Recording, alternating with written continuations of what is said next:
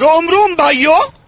આજે શનિવાર હતો એટલે સવારે બંને જણની સ્કૂલ સવારની હતી ને બંને જણને મેં ઉઠાડીને નવડાવી ધોવડાવીને તૈયાર કરી દીધા. ત્યાં કંઈક ખાવું હતું તો મેં એ લોકોને સોયા સ્ટીક આપી. સોયા સ્ટીક ખાઈ લીધી. સોયા સ્ટીક ખાઈને બંને જણને સ્કૂલે મૂકી આવી. તો પહેલાં પરીને સ્કૂલે મૂકી અને પછી ક્રિશીને સ્કૂલમાં મૂકીને ઘરે આવતી રહી. ઘરે આવીને મેં ઘરના બધા કામ પતાવ્યા. ત્યાં તો 11 વાગ્યાનો સમય થઈ ગયો એટલે હું ક્રિશીને લેવા ઘરેથી નીકળી ગઈ.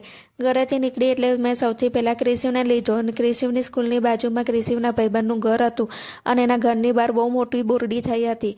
તો મેં ભાભીને કહી રાખ્યું હતું કે શનિવારે હું તમારા ત્યાં આવીશ તો તમે બોર ઉતારીને આપજો. તો એમને તો ઘણા બધા બોર ઉતાર્યા હતા. તો જો આખી બેગ ભરાઈ ગઈ બોરની અને બીજા મેં બોર ડીકીમાં નાખ્યા.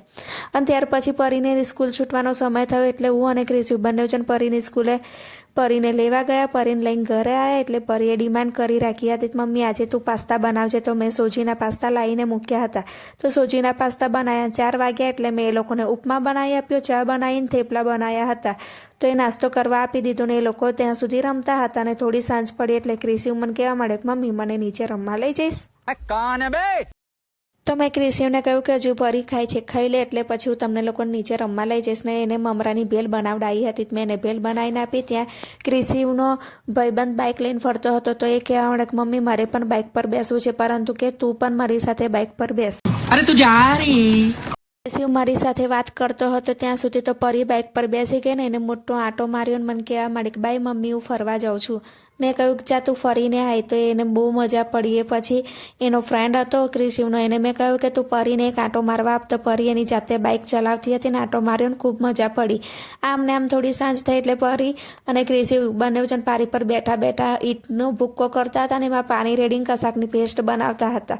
અને એ લોકોએ બધું ગંદુ પણ ઘણું કર્યું હતું. ત્યાર પછી અમે સાંજે આવ્યા એટલે ક્રિશિવે બધા વાસણ કાઢ્યા ને બટાકા લઈને બેઠો હતો અને કહેતો હતો મમ્મી તું આજે ખાવાના બનાવીશું. ખાવા બનાવીને તૈયાર કરી રાખું છું.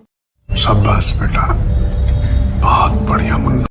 અને બીજી બાજુ પરી વાંચન લઈને બેઠી હતી ને એનું લેસન બાકી હતું. તો એ લેસન કરીને થોડું વાંચ્યું. ત્યાર પછી સાચી આવી હતી. સાચી પણ એનું લેસન કરતી હતી. ત્યાં તો ક્રિશિવ અને જયું બંને જણ કંઈક લખતા હતા. હજુ લખતા તો આવડતું નથી પણ ચોપડી લઈને બેઠા હતા. મેં કહ્યું કે તમે બંને શું કરો છો? તો કે આ બે વાંચે છે ને એટલે અમે લોકો બંને જણ પ્રિન્સિપલ છે.